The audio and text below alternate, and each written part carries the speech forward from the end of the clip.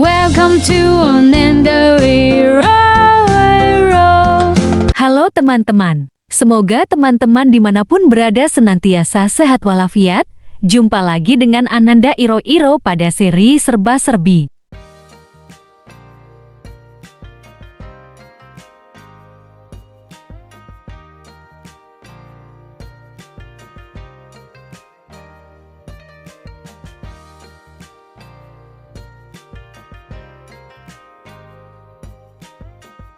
Hari ini saya akan mengangkat suatu tema yang judulnya Seikatsu-gakko ya. Mungkin banyak teman-temannya penasaran ya. Kayaknya nggak pernah dengar, misalnya ya teman-teman yang juga dari prodi studi Jepang itu sekolah Seikatsu-gakko kayaknya nggak pernah dengarnya. Iya, karena memang tidak signifikan. Jadi Jepang itu saya kira juga jarang sekali orang yang tahu ya, kecuali para akademisi ya. Ini sangat-sangat tidak signifikan, tapi dampaknya, pengaruhnya itu saya kira sangat-sangat signifikan bagi Jepang.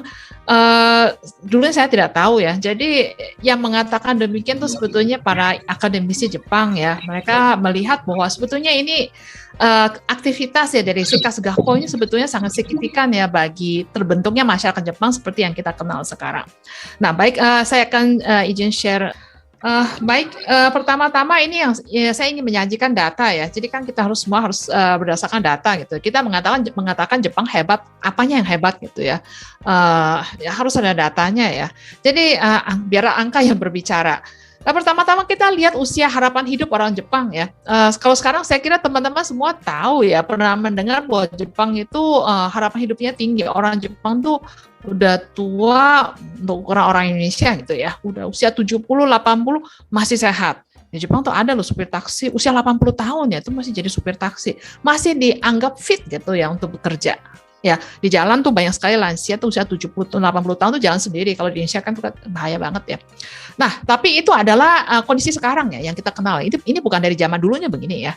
Zaman dulunya seperti apa? Ini datanya ya. Jadi usia harapan hidup orang Jepang kalau kita mengambil jangka waktu yang lebih panjang ya, dari ini kebetulan ada data dari pihak Jepang gitu ya. Tahun 1891 ya, lebih dari sekitar 130 tahun yang lalu ya, sampai dengan tahun 2015. Nah, kita lihat di akhir abad ke-19 ya, jadi tahun 1890-an itu ya, usia harapan hidup orang Jepang tuh segini ya. Garis yang merah perempuan, yang hitam laki-laki. Biasanya perempuan lebih panjang umur dibandingkan dengan laki-laki ya. Perempuan dan laki-laki itu sama-sama sekitar umur 40-an. Ya, jadi kalau sudah usia 40-an, 44, 45 tahun itu sudah dianggap tua. Ya mirip banget dengan kita di Indonesia ya. Kita sekarang di Indonesia kan seringkali orang bilang gitu, aduh udah umur 40-an udah tua gitu ya. Kalau 40-an udah tua, gimana umur 80 ya?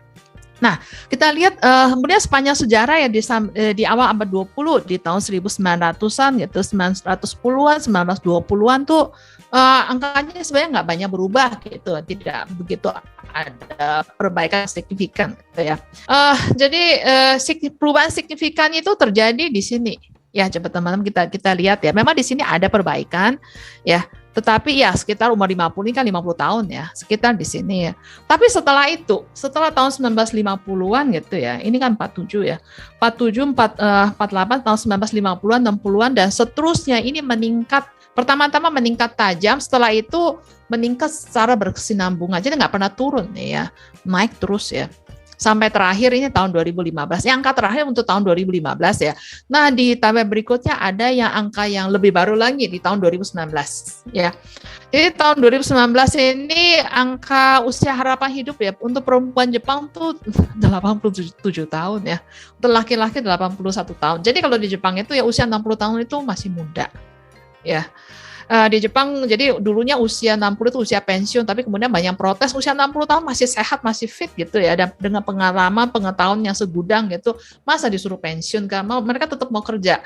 Dan ya kemudian usia pensiunnya diperpanjang gitu ya, jadi 65, bahkan ada yang bekerja sampai usia 70 tahun gitu tuh masih fit ya. Nah, ini kan sebenarnya menandakan jadi usia harapan hidupnya meningkat ya, kemudian banyak orang Jepang itu bisa hidup sehat ya, ini juga sangat penting ya, sehat sampai usia 70-80 yang bagi kita tuh sudah tua gitu ya. Kemudian yang data berikutnya kita lihat ya, ini kita lihat tingkat mortalitas karena kebetulan ini 2 tahun terakhir kan kita seluruh dunia dilanda oleh ini COVID-19 pandemi gitu ya. tingkat mortalitas atau kematian gitu ya meninggal karena COVID ya. Ini angka terakhirnya ini statistik per tanggal 17 Mei ya, tapi masih minggu ini ya tahun 2022. Di seluruh dunia ya angkanya seperti ini ya. Jadi kalau kita hitung ya angka mortalitasnya itu tingkat mortalitas 1,2% ya. Indonesia kita agak tinggi ya dibandingkan dengan rata-rata kita 2,57%. Sedangkan Jepang itu 0,35%. Ya, jadi ini jauh lebih rendah dibandingkan dengan rata-rata global gitulah internasional. Jadi ini menandakan jadi sebetulnya daya tahan tubuh orang Jepang itu lebih tinggi jadi terhadap pandemi gitu ya, penyakit ya. Nah, ini semuanya sebenarnya menandakan adanya suatu kualitas hidup yang lebih baik ya, orang Jepang lebih sehat ya, lebih panjang umur gitu ya. Jadi ini sebenarnya karena apa? Bukan dari sononya ya. Jadi tadi grafik itu kita bisa lihat itu kan ada perubahan ya. Perubahannya cukup drastis ya. Jadi usia harapan hidup panjang itu karena terus membaikkan kualitas hidup ya dan itu untuk itu diperlukan pengetahuan ya. Jadi artinya begini dalam pembahasan hari ini yang ingin saya tekankan adalah orang Jepang itu secara berkesinambungan terus-menerus berusaha belajar gitu ya, menambah pengetahuan dan keterampilan ya dalam untuk kehidupan sehari-hari. Jadi keterampilan itu bukan cuma untuk kerja, cari nafkah, cari uang ya, tapi juga keterampilan dalam kehidupan sehari. Jadi misalnya memasak ya, mengatur rumah dan kemudian bersosialisasi dengan tetangga dan sebagainya ya. Dan itu semuanya keterampilan. Jadi keterampilan yang lebih meningkat, lebih baik itu berkontribusi bagi perbaikan kualitas hidup sehingga bisa hidup dengan lebih panjang umur dan sehat ya. Dan semua ini tidak lepas dari peran ibu rumah tangga, ibu-ibu gitu ya. Awalnya memang arahan pemerintah, tapi kemudian dalam materi pembahasan hari ini saya akan memperkenalkan ada inisiatif masyarakat gitu ya untuk upaya ke arah ini. Ini sebetulnya juga saya sebenarnya sedikit ingin menekankan ya. Kita di Indonesia seringkali saya kira ada yang selentingan katanya perempuan tuh nggak usah sekolah tinggi-tinggi karena toh nanti juga masuk dapur. Seakan-akan masuk dapur itu sesuatu kegiatan yang tidak berarti karena tidak menghasilkan uang ya.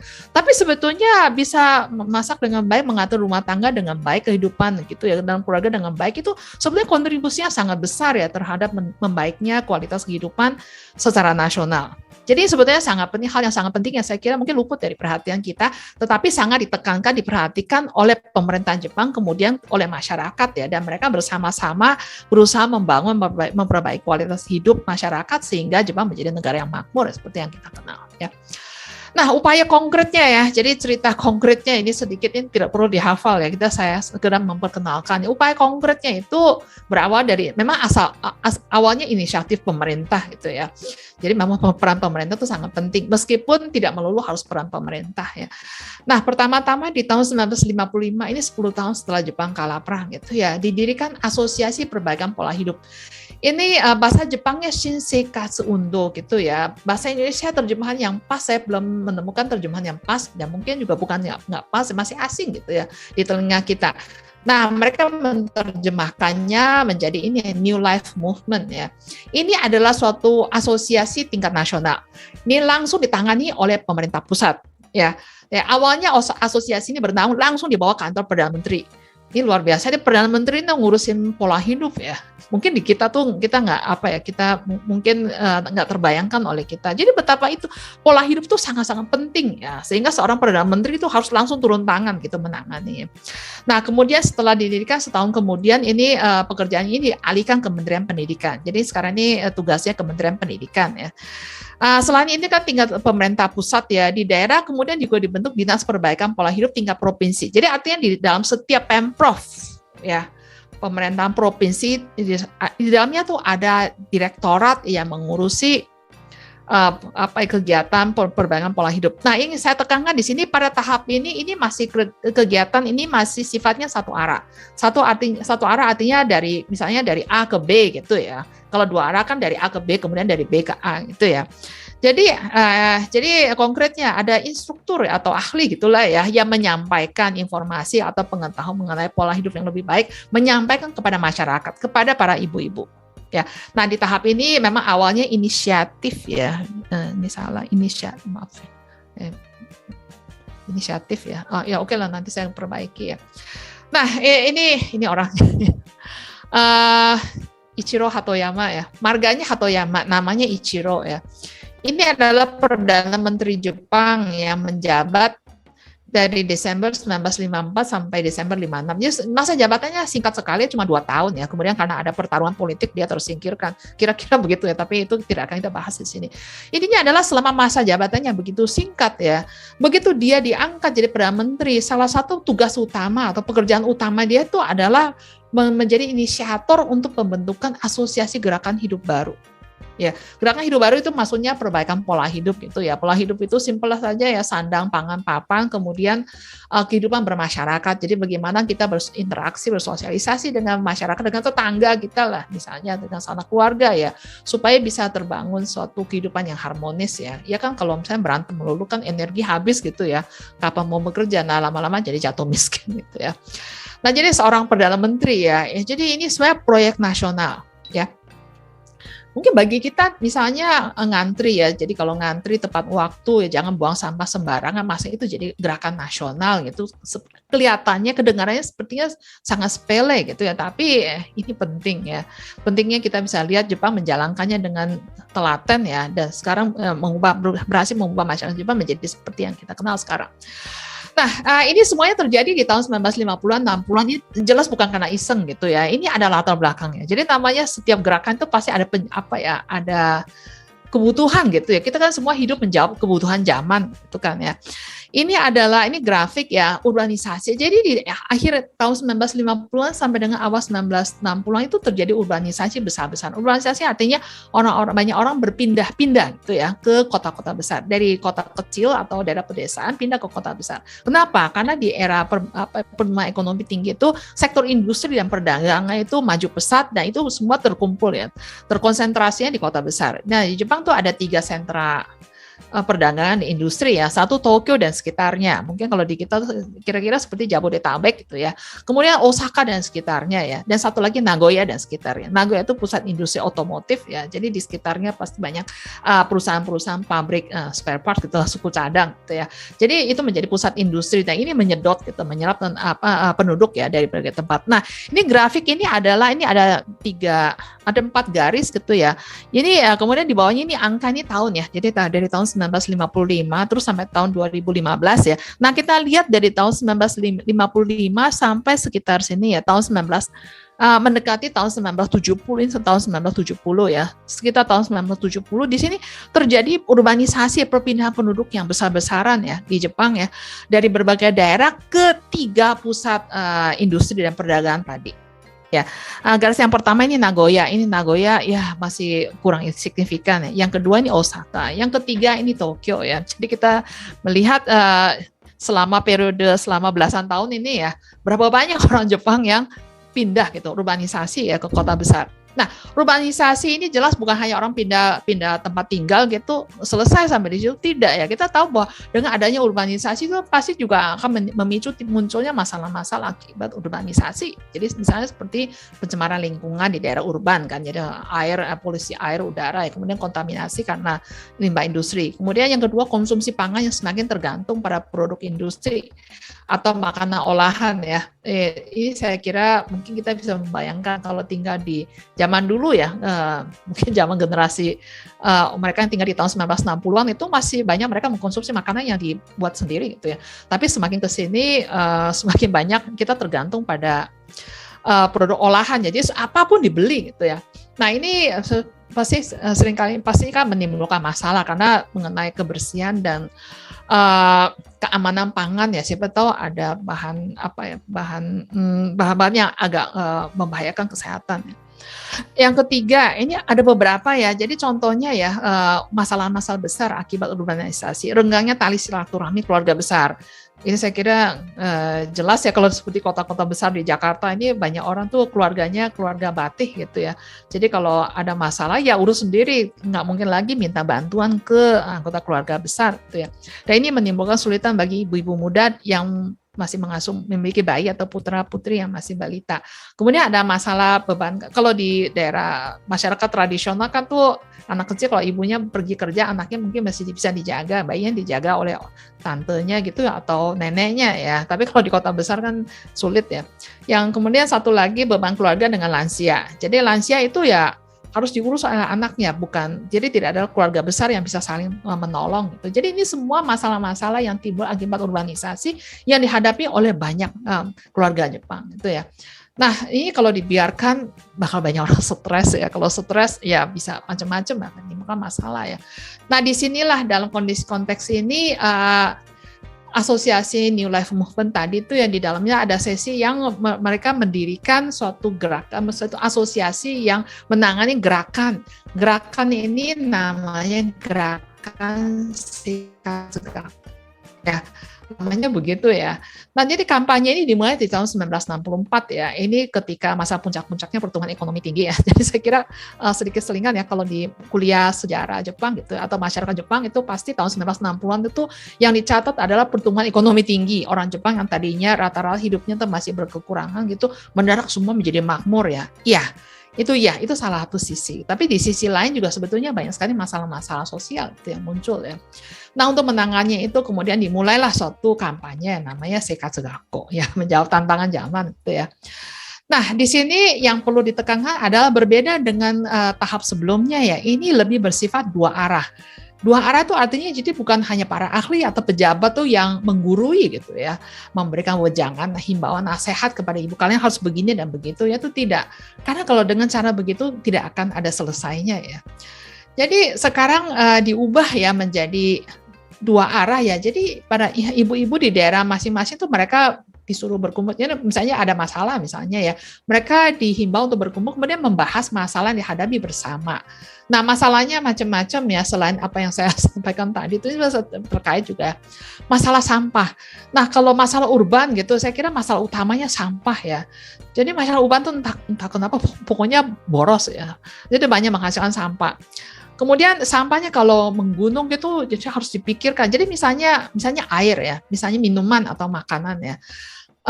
Saya nggak tahu ya, kalau mungkin untuk Anda yang pernah mengalami hidup di era tahun 1970-an ya, kita kalau mau minum itu masak air sendiri ya. Kalau mau minum teh itu seduh teh sendiri. Tapi kalau sekarang kan banyak sekali orang yang beli yang sudah jadi gitu kan, beli di warung gitu ya, Indomaret, Alfamaret gitulah.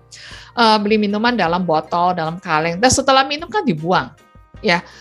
Nah, itu kan berarti sampahnya banyak sekali ya. Nah, ini sebenarnya sudah terjadi di Jepang di tahun 1960-an ya. Jadi bagi suatu masyarakat, jadi misalnya satu RT atau satu kecamatan misalnya ya, itu jadi masalah karena sampahnya mendadak volumenya menjadi meningkat tajam gitu ya. Ini jadi harus diakalin gitu ya. Gimana caranya? Nah, kemudian mulai dipikirkanlah daur ulang ya, recycle. Nah, kemudian mengenai gizi anak ya, karena semua makanan dibeli kan. Jadi apakah gizi anak itu terpenuhi atau tidak ya. Kemudian apakah makanan yang dibeli itu yang jadi proses ya dari pabrik itu aman dikonsumsi untuk anak-anak atau balita gitu ya. Itu kemudian lansia. Jadi lansia itu identik dengan orang-orang yang udah agak pikun gitu ya. Dan gimana caranya harus merawat lansia sambil mengerjakan tugas-tugas pekerjaan rumah tangga lain gitu ya. Jadi ini kan masalah-masalah dihadapi ya oleh ibu rumah tangga. Jadi kalau dibiarkan begitu ya semua stres sendiri-sendiri ya. Nah, di sini asosiasi tadi New Life Movement itu berusaha jadi mengajak ibu-ibu itu berkumpul, kemudian mereka berdiskusi, mengajak atau menghimbau mereka ya supaya mulai berpikir secara mandiri ya. Kalau memang udah mentok gitu nggak tahu mau gimana lagi ya bisa saja sih minta bantuan gitulah ke konsultan gitu ya, konsultasi ke ahli ya.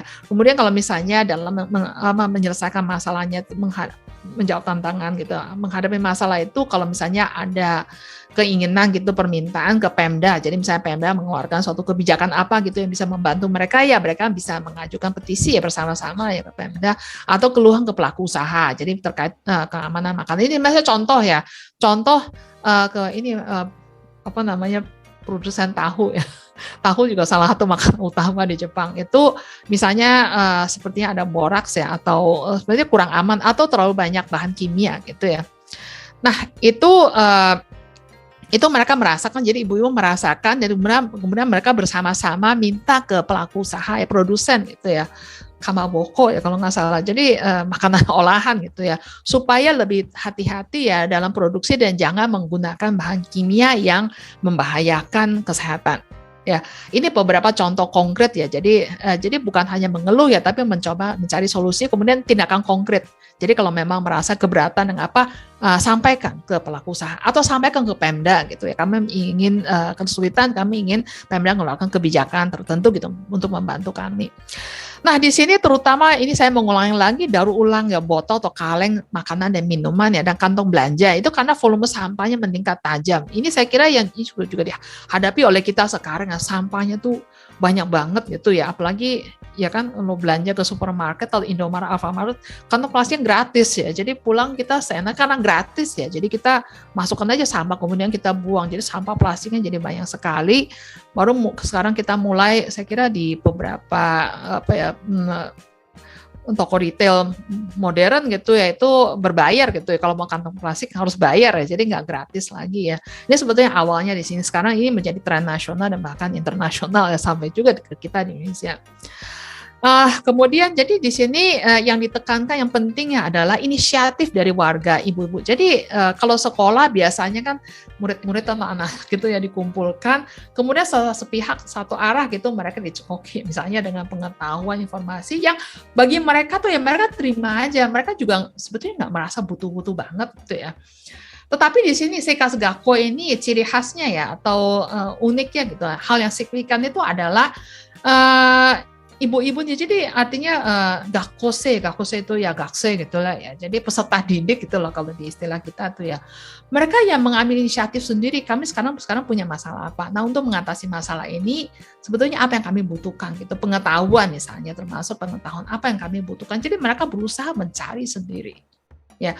Nah, di sini ya berarti kesimpulannya atau peningkatan kualitas hidup itu bukan dengan mematuhi anjuran atau pemerintah atau pejabat itu ya, tetapi dengan inisiatif ya dan usaha sendiri. Nah, di sini mandiri itu ya. Inisiatif dari diri sendiri atau mandiri ini sebenarnya sangat ditekankan. Dan ini sangat penting ya. Karena coba kita pikir ya, kalau misalnya kita hanya mematuhi apa yang diperintahkan katakanlah oleh atasan ya, oleh guru kita, oleh pejabat dan seterusnya ya kalau tidak ada perintah kita mati kutu gitu, kita mau gimana gitu ya. Kemudian kalau kita ada masalah itu tidak kita ada masalah gitu, kita mau minta tolong, minta nasihat ke orang lain misalnya ya, dan orang lain tuh nggak ada yang tahu. Jadi misalnya contohnya seperti ini ya, misalnya anak ke orang tua misalnya ya, anak itu kan hidup di zaman yang berbeda dengan zaman orang tuanya. Anak-anak itu menghadapi tantangan zaman yang berbeda dengan tantangan yang dihadapi oleh orang tua mereka ketika masih muda, ya kan?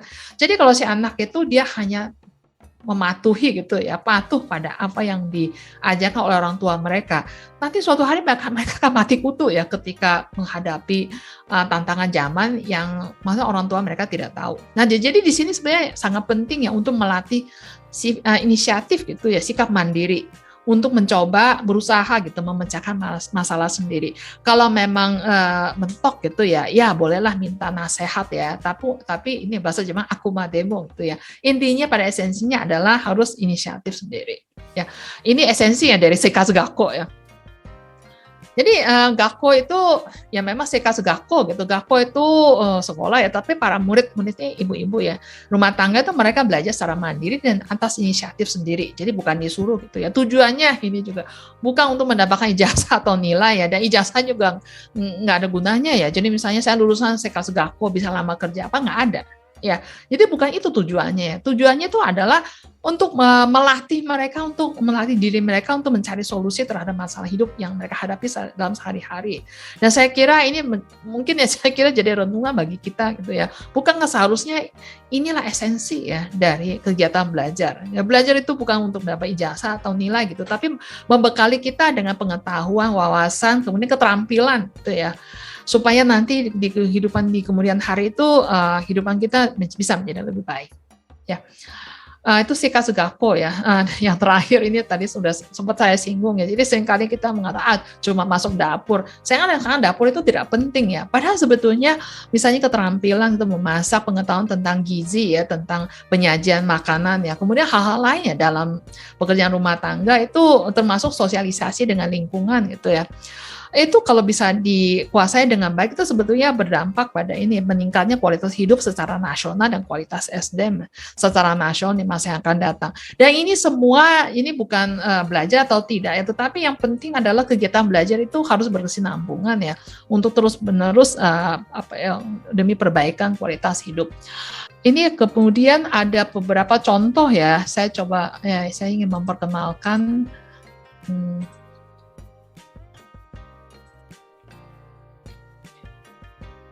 sebentar ya. Sampai sekarang ya, sekarang menurut data dari asosiasi tadi, asosiasi yang saya perkenalkan tadi yang berdiri tahun 1995 itu sampai sekarang masih ada, cuma udah ganti nama gitu ya. Namanya sekarang Ashita no Nihon o Tsukurukai gitu ya. Asosiasi untuk membangun Tsukuru sebetulnya membuat ya anggap aja mengkreasi gitulah ya. Atau membangun Jepang Ashita itu besok ya. Jadi bagaimana membangun masa depan yang lebih baik. Ini asosiasi sampai sekarang masih ada dan menurut data dari website asosiasi ini sekarang di seluruh Jepang ada sekitar 1.000 Seikatsu-gakko. Ya, Seikatsu-gakko ini sekarang jelas ya. Jadi sejak tahun 1964 yang tadi kita bahas tadi, ini sebenarnya sifatnya udah bukan nasional. Jadi bukan suatu lembaga internasional gitu ya. Dari pusat memberikan arahan kepada daerah ya dalam cabang-cabang di daerah untuk menjalankan kegiatan. Tapi setiap daerah itu mereka mengambil inisiatif sendiri. Karena setiap daerah itu pasti kebutuhannya berbeda-beda, tantangannya, permasalahannya, tantangannya berbeda-beda. Jadi setiap daerah itu mereka dianjurkan gitu, didorong untuk membentuk Seikatsu-gakko sendiri, kemudian memikirkan sendiri program apa yang diperlukan, kemudian menjalankan sendiri. Memang ada di beberapa tempat ada subsidi gitu ya dari pusat, tapi tetap yang penting adalah ini ya inisiatif ya dari masing-masing mereka di masing-masing daerah. Jadi misalnya salah satunya ini menarik ya, otoko no ryori kyoshitsu. Jadi ya laki-laki juga harus masak ya. Jadi banyak bapak-bapak mungkin selama ini mikirnya cuma kerja ya. Jadi kalau masak itu urusan perempuan gitu, istri ya di rumah ya. Tapi kalau si suaminya cuma mikirin kerja, nggak memperhatikan rumah tangga, itu kan akan nanti berdampaknya akan negatif ya. Jadi di sini ada daerah yang mengambil inisiatif ya untuk jadi bapak-bapak nih, ini kayaknya sudah agak lanjut usia, udah pensiun mungkin ya. Yang sudah pensiun ngapain di rumah nanti disebelin istri gitu kan ya. Jadi mereka dikumpulkan, diajarkan masak, latihan masak. Dan bahwa memasak itu menarik itu, omoshiroi gitu ya, menarik ya, jadi biar semangat ya. Dan supaya mereka tuh dengan ikut kelas ini nanti jadi jadi punya ajang untuk bersosialisasi, berteman gitu, daripada mengurung diri dalam rumah, nanti jadi hikikomori gitu ya. Dan seterusnya. Jadi kemudian ini recycle ya, jadi recycle station. Jadi ini ibu-ibu yang mengambil inisiatif gitu ya, bikin ini seperti tempat kantong-kantong gitu ya untuk recycle.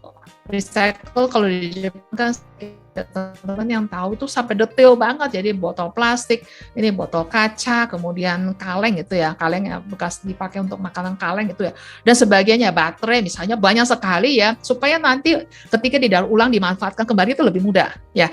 Ini kalau kalau diserahkan ke Pemda ini kan biayanya besar gitu ya. Ini nggak bisa. Jadi kalau biayanya besar berarti nanti pajak ke warganya jadi tinggi ya. Nah ini ibu-ibunya yang mengambil inisiatif ya, Seikatsu-gakko gitu ya. Bikin kemudian mengajarkan ya kepada warga yang lain dan anak-anak yang mengenai recycle. Ya, itu ya. Jadi ini untuk kegiatan yang untuk ibu-ibu muda gitu ya dalam kosodate gitu ya, sedang membesarkan anak ya, anaknya masih balita gitu. Mungkin ada ibu-ibu yang karena kurang pengalaman karena tidak dekat dengan orang tua sendiri ya. Jadi ini ada ibu-ibu di daerah tempat tinggalnya itu bikin kegiatan bersama-sama sambil memberikan sosialisasi ya. Ini ya, jadi katanya sih menurut website-nya sekitar ada 1.000 ya Seikatsu-gakko di seluruh Jepang. Dan kalau saya cek di website itu sebagian besar di daerah yang agak ini, jadi tingkat bukan kota, kecamatan, kira seperti kecamatan. Dan ini semuanya inisiatif sendiri. Ada sekitar 1.000, itu artinya tidak setiap Pemda, tidak setiap kecamatan, tidak setiap kecamatan kelurahan itu ada gitu ya. Ini akumulatif, jadi semuanya inisiatif sendiri. Nah itu yang saya kira suatu esensi gitu ya, saya kira penting gitu ya, esensi dari kegiatan Seikatsu Gakko ini. Dan kelihatannya sekarang tidak begitu signifikan. Sekarang jumlahnya menurun ya dibandingkan dengan tahun 1960-an 70-an ya. Karena ya berbagai alasan ya, karena sekarang semakin ke sini yang namanya individualisme gitu tuh semakin kuat ya. Jadi banyak orang yang anak generasi muda itu tidak peduli ya dengan lingkungan, jadi hanya mengurung diri dalam rumah, dalam kehidupan mereka sendiri ya. Tetapi di daerah-daerah yang jauh dari metropolitan, justru kegiatan-kegiatan ini sampai sekarang itu masih banyak aktif. Ini bisa kita lihat di website. Jadi kalau misalnya website kegiatan mereka ya, itu ini ya misalnya ini ya, ini Nasu Shiobara gitu ya. Ini jadi artinya ini di daerah Guma gitu ya, daerah yang mungkin namanya juga kita jarang dengar ya. Di sini jadi justru daerah-daerah seperti ini Seikatsu Gakko-nya masih cukup aktif ya. Ini di sini untuk sini mereka memungut biaya 1.000 yen ya per tahun. Tapi 1.000 yen ini dengan membayar 1.000 yen ini banyak sekali kegiatan-kegiatan gitu ya yang mereka bisa ikuti. Jadi semacam kegiatan sosial gitu ya, yang mereka berkontribusi bagi masyarakat di sekitarnya, sekaligus mereka juga mendapat manfaat ya dari mengikuti kegiatan ini. Baik ya, materi dari saya sekian saja. Jadi hari ini saya tidak memperkenalkan secara menyeluruh gitu ya, hanya secara garis besar saja adanya kegiatan Seikatsu Gakko yang mungkin sekarang sudah tidak begitu signifikan dibandingkan dengan tahun 1960-an dan 70-an ya. Jadi ketika di tahun 1960-an 70-an ketika kondisi Jepang itu masih tidak seteratur seperti sekarang, masih banyak yang semrawut gitu ya, mungkin agak mirip gitu dengan kita di Indonesia sekarang ya. Kegiatan kampanye Seikatsu Gakko ini sebenarnya sangat-sangat signifikan, sangat berkontribusi ya bagi terbentuknya suatu masyarakat yang lebih mapan, kehidupan masyarakat lebih mapan ya, peningkatan pengetahuan mengenai kehidupan yang lebih sehat ya, sehingga menghasilkan hasilnya adalah apa yang kita lihat ya, yang saya paparkan di bagian awal ya, harapan hidup orang Jepang semakin panjang umur gitu ya, kemudian semakin sehat. Baik, sekian saja ya paparan dari saya.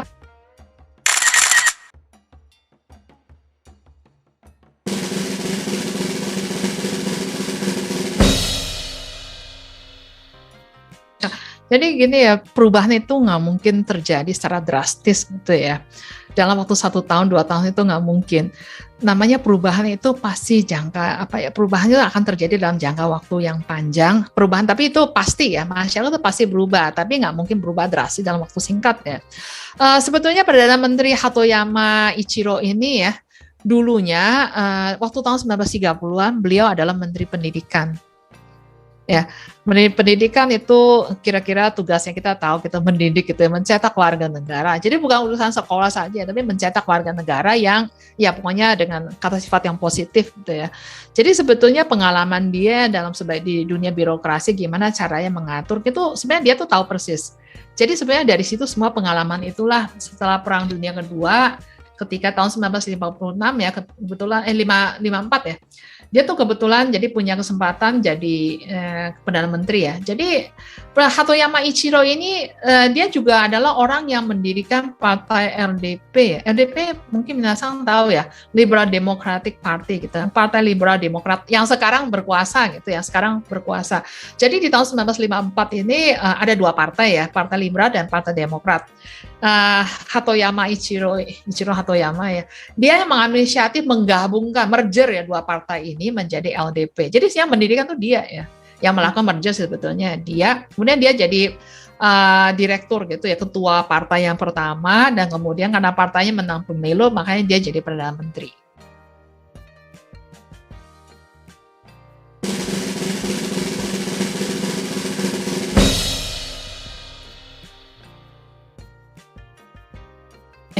Ini saya jawab mungkin bisa dipecah jadi 2 ya, mengenai manajemen keuangan ya. Manajemen keuangan di Jepang itu sudah ditekankan di Jepang tuh ketika zaman perang ya. Sebetulnya dimulai di tahun 1920-an, targetnya ibu-ibu di daerah perkotaan urban gitu ya. Di tahun 1930-an ketika Jepang masuk ke era perang itu sampai ke ibu-ibu di pedesaan gitu ya. Itu ada petugas penyuluh itu door to door ya. samperin gitu, istilahnya samperin gitu, door to door gitu ya, membagi-bagikan buku catatan gitu untuk catatan pengelolaan keuangan ya, kemudian mengajarkan ke ibu-ibu gini loh caranya mengatur gitu, mencatat ya pengeluaran dan pemasukan. Itu jadi itu kakeibo dalam bahasa Jepangnya, itu memang sangat gencar gitu ya dikampanyekan. Sampai kemudian dari buku itu ya, buku catatan keuangan itu kemudian berkembang jadi Excel. Excel tuh kreasi orang Jepang ya. Ada Excel kan gampang banget gitu ya mencatatnya gitu ya.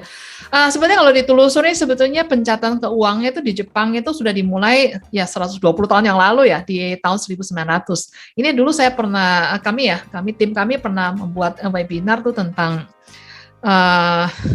saya lupa peran media massa gitu, majalah gitu ya, dalam mensosialisasikan cara mencatatkan pembukuan gitu, cara pembukuan untuk mengatur keuangan keluarga. Ya, kemudian di Jepang itu jauh sebelum Seikat Gakko ini majalah, zashi gitu ya, banyak sekali majalah-majalah mensosialisasikan ilmu pengetahuan.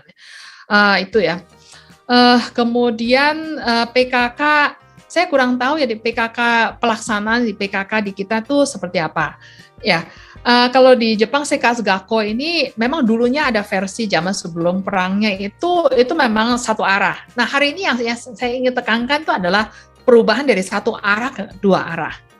Ya, di kita ibu-ibu PKK itu, apakah ibu-ibu itu hanya secara sepihak gitu ya, mereka hanya menerima masukan gitu ya, atau penyuluhan gitu ya, arahan ya dari pejabat atau ahli gitu ya, instruktur, atau ada semacam itu ya gerakan dua arah. Jadi si ibu-ibu tuh mereka mengajukan mengambil inisiatif gitu ya, kan terus sebenarnya ada masalah kayak gini misalnya, terus jangan cuma menyodorkan gitu. Jadi kami harus bagaimana. Jadi tidak hanya bertanya seperti itu, tapi mereka berusaha. Jadi udah untuk selesaikan sendiri. Kalau benar-benar mentok gitu ya, kita baru minta jangan masukan gitu dari pihak yang lain ya.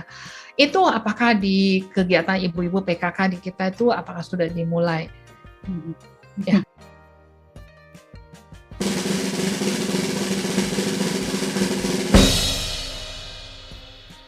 Begini ya, Jepang itu sama seperti kita di Indonesia tuh ya, itu ada kesenjangan antara kota besar dengan daerah daerah yang di luar kota besar ya. Kita tahu kalau daerah yang di luar kota besar itu warganya mungkin turun-temurun tinggal di situ. Jadi sesama dengan warga yang lain tuh kenal gitu ya. Tapi kalau kota besar kan sebagian besar itu pendatang ya. Pendatang, kemudian mungkin tidak saling kenal, tidak akrab. Kemudian individualis, apalagi kalau di kota besar ya. Kalau di kota besar, kalau orang misalnya ngantor gitu, cerita simpelnya tuh ngantor gitu, itu pasti sibuk ya, berangkat pagi pulang malam. Kemudian kehidupan di kota tuh serba praktis gitu, jadi orang tuh nggak perlu minta bantuan ke orang lain dan juga nggak merasa, mungkin banyak tidak merasa perlu dibantu oleh orang lain ya. Kemudian ini kan sebetulnya tadi kita bahasnya sebagian besar tuh ibu-ibu rumah tangga. Nah di Jepang itu sekarang orang-orang usia nikah yang tidak menikah itu meningkat tajam. Ya saya kira teman-teman tahu gitu ya. Jadi di Jepang yang sekarang mulai ada istilah ohitori sama gitu ya. Jadi ada orang yang ada kelompok orang itu yang dalam jumlah yang lumayan besar gitu ya. Mereka tuh hidup lajang sepanjang seumur hidup gitu, sepanjang hidup gitu tidak menikah. Itu kan berarti mereka tidak masuk ya dalam kelompok ini ya. Jadi mereka bekerja sendiri, cari nafkah, cari uang sendiri, kemudian konsumsi. Jadi semuanya terbatas, lingkupnya kecil sekali ya. Nah kalau untuk kelompok orang-orang Jepang seperti ini jelas mereka tidak punya kepentingan gitu dengan Seikat Gakko gitu ya. Dan orang-orang tendensi gitu ya, kecenderungan orang yang tidak menikah jadi melajang seumur hidup itu di kota besar. Ya karena di kota besar tuh semuanya istilah Jakarta lu gue saling tidak peduli ya. Lalu di daerah yang penduduknya sebagian besar tuh warga lama gitu, jadi udah saling kenal, tahu tuh dia tuh anak siapa, dia tuh keponakan siapa, dia tuh cucu siapa gitu. Di situ masih tingkat kepeduliannya masih lebih tinggi. Nah Seikat Gakko itu justru kalau saya perhatikan tuh lebih banyak berkembang di daerah seperti itu. Saya tadi lupa sampaikan ya, ada ini loh di Jepang itu Pemda itu ada, jadi sebenarnya balai desa, balai kota. Ya, balai desa, balai kota itu adalah fasilitas milik Pemda yang boleh digunakan, dimanfaatkan oleh warga gratis. Nah, disitulah jadi semacam ajang interaksi, orang berkumpul, belajar bersama, diskusi, mencari. Kemudian membangun ini silaturahmi juga ya.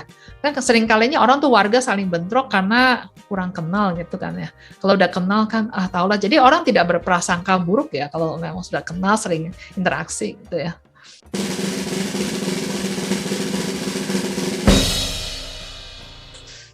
Jadi ya, New Life Movement itu kan dimulai dicanangkan di tahun 1955, ya. 1955 itu 10 tahun setelah Jepang kalah perang. Ya. Jepang tuh kalah perang ya, bukan berakhir perang. Perang memang berakhir, tapi kalah. Ini yang sering kalinya ditutupi ya, kalah. Kalau kalah tuh pasti orang akan cari kambing hitam, itu yang salah siapa gitu ya. Kemudian di tahun 1950-an itu sebenarnya kondisi Jepang itu masih banyak orang hidupnya berkekurangan gitu, miskin.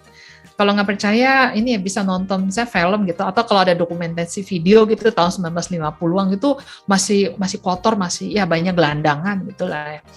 Nah, dalam kondisi seperti itu ya misalnya ya, seberapa berkekurangan ya. Jadi misalnya seperti kita sekarang mungkin ya, inflasi gitu ya, harga barang-barang mahal, pasti banyak orang tuh jadi kesel ya. Nah, kalau orang kesel tuh pasti akan itu hanya akan membentuk suatu energi anti pemerintah, gitu, melawan pemerintah. Nah, gimana caranya menenangkan ya supaya rakyatnya, warga masyarakat itu ya jangan rusuh gitu lah istilahnya ya. Itu sebenarnya dalam konteks itulah pemerintah sangat proaktif mengkampanyekan ya. Ayo kita bangun pola hidup yang lebih baik gitu ya, supaya nanti kita hidup nyaman. Kalau masyarakat hidup nyaman, pemerintah juga jadi punya legitimasi. Ya, kira-kira seperti itu.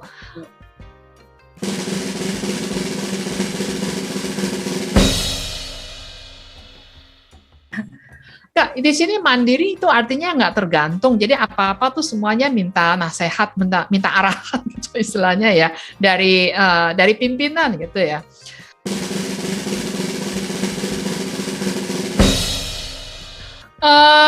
Jadi saya kira ya Indonesia tuh kalau di kota besar saya kira nggak cocok ya, karena kebetulan saya tinggal di kota besar dan manusianya itu semuanya saling cuek gitu ya, tidak peduli, tidak ada semacam rasa kebersamaan. Tapi kalau di daerah yang agak jauh gitu ya dari kota besar saya kira cocok gitu ya. Tentu satu lagi tuh ya, jadi Seika Segako ini belajarnya tuh jadi bukan hanya blank gitu ya, oh kita ada masalah, kita mikir gimana caranya ya. Orang Jepang itu channel gitu ya untuk mendapatkan pengetahuan tuh banyak. Kalau di Jepang tuh banyak sekali majalah, media massa ya, majalah, koran, majalah, surat kabar, buku gitu ya, itu banyak sekali. Jadi mereka bisa, kalau sekarang lebih gampang lagi, sekarang ada internet ya, itu internet kita juga bisa manfaatkan gratis ya. Jadi proaktif belajar mencari informasi, kemudian mengolah sendiri untuk mencari solusi atas permasalahan yang kita hadapi. Ya, saya kira ya, namanya mungkin nggak perlu Seika Segako gitu. Di Jepang juga ada macam-macam, ada namanya Kurashiko, Seika Sekurabu gitu. Ya, klub kehidupan orang-orang yang punya masalah yang sama gitu dan tinggalnya di area yang sama. Kalau berjauhan kan pasti kondisinya beda gitu ya. Mencoba bersama-sama berembuk gitu untuk mencari solusi supaya kehidupannya masing-masing menjadi lebih baik. Sebenarnya itu aja sih, dan kita tahu ya namanya kemampuan satu orang manusia, sepintar apapun dia, sehebat apapun dia itu terbatas. Tapi kalau bersama-sama ya dengan teman-temannya gitu, itu jadi saling mengeluarkan ide ya, itu ada kemungkinan masalah yang kita hadapin dan kita buntu gitu ya, tapi kita bisa mendapatkan solusi dengan kita diskusi dengan orang lain.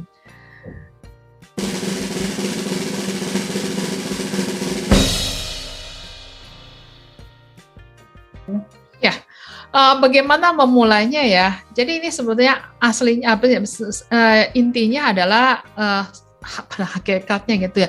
Masing-masing harus menyadari itu sebenarnya masalah apa yang kita hadapi. Ya, jadi misalnya contoh yang sangat simpel deh ya.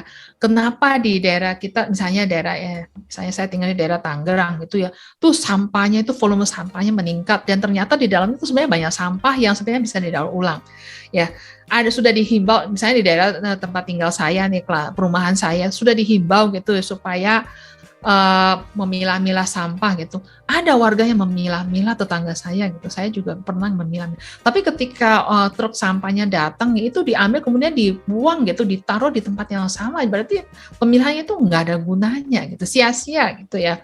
Jadi itu saya kira karena masih yang menyadari masalah itu masih sporadis gitu, beberapa orang dan tidak ada koordinasi. Jadi kalau misalnya berkoordinasi membentuk suatu kekuatan gitu, kemudian mengadu gitu, petisi ke Pemda gitu, kami akan melakukan ini pemilihan sampah, tapi Pemda juga harus menyiapkan truk sampah, mengedukasi gitu ya para petugasnya, jadi supaya sampah itu ketika angkut begitu dimasukkan ke dalam bak sampah jangan dicampur. Jadi edukasi itu persuasi itu penting ya, karena ya seringkali ya jujur aja kita tuh kurang menghargai gitu orang yang bekerja ya di bagian kebersihan, dinas kebersihan gitu ya, dan mereka merasa udah kerjanya berat, gajinya kecil misalnya, gajinya kecil ditambah lagi dengan tugas, nggak mau ya misalnya, itu nggak ada insentif lagi ya. Jadi itu kan semuanya harus dipikirkan ya. Jadi kalau sampahnya sudah benar, volumenya sudah sangat mengganggu, orang akan mulai bergerak. Kalau di kita mungkin masih belum terlalu mengganggu ya. Jadi umumnya banyak di antara kita, termasuk saya, ya masih ala kadarnya gitu ya.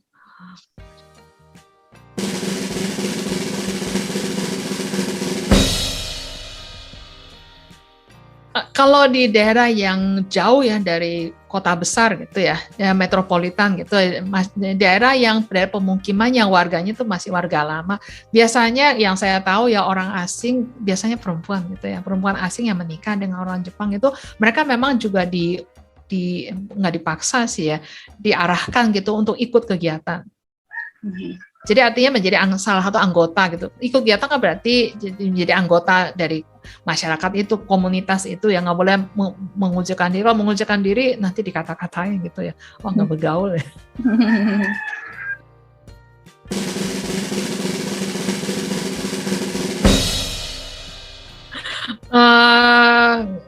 Di Jepang dia tidak dianggap pahlawan ya. Kemudian Seikatsu New Life Movement Association ya, bahasa Inggrisnya ada, jadi bahasa Inggrisnya baku ya, orang Jepang yang bikin Association for New Life Movement ya. Ini tidak disoroti gitu ya, tidak diperhatikan gitu ya di Jepang sampai dengan tahun 2012 ya.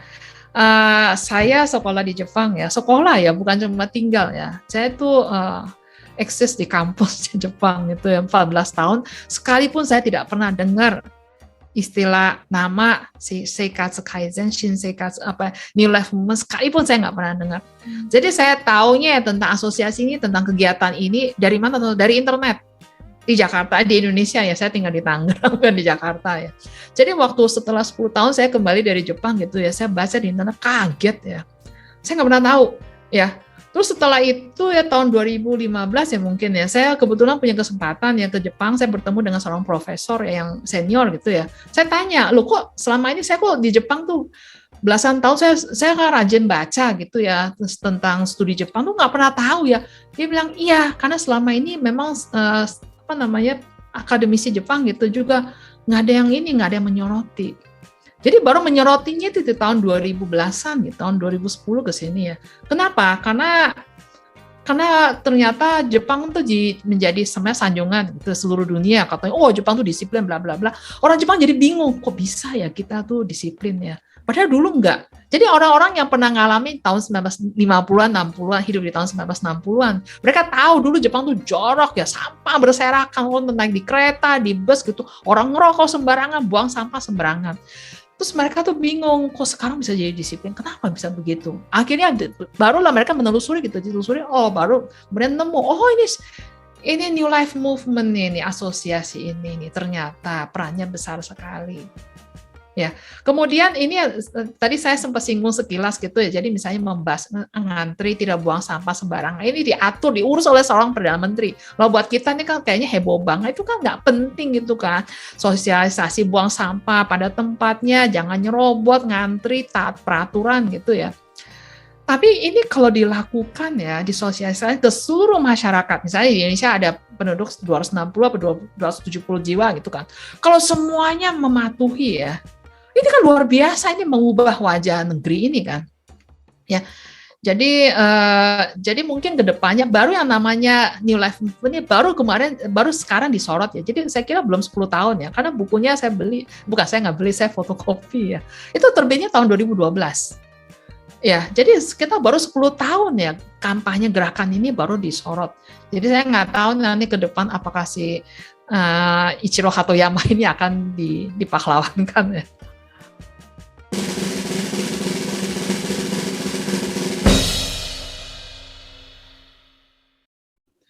ini ya slogan orang Jepang tuh waktu zaman perang itu slogannya banyak banget dan orang Jepang tuh udah muak gitu ya.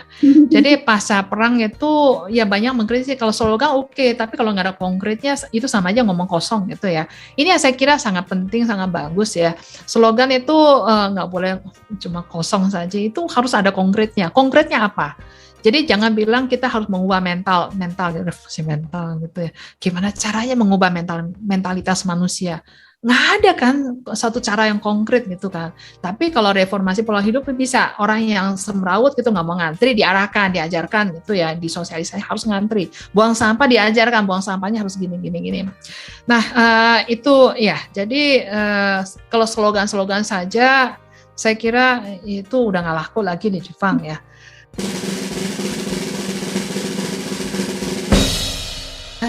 Sistem dua arah ya. Dua arah ini sebetulnya ini inisiatifnya atau keinginan siapa? Sebenarnya ini keinginan pemerintah. Ya, jadi pemerintah tidak mengharapkan rakyat tuh kalau ada masalah tuh semuanya dilempar ke pemerintah minta arahan gitu ya. Tapi ingin mendorong, jadi mengharapkan supaya masyarakat rakyat ya ibu-ibu gitu sebagai individu gitu kalau ada masalah cobalah usaha sendiri, usaha untuk menyelesaikan sendiri. Kalau itu bisa berarti ya memang bagi yang bersangkutan ya jadi lebih mudah gitu, nggak perlu tergantung. Tapi bagi pemerintah itu juga sesuatu keuntungan yang luar biasa besar, ya kan? Baik.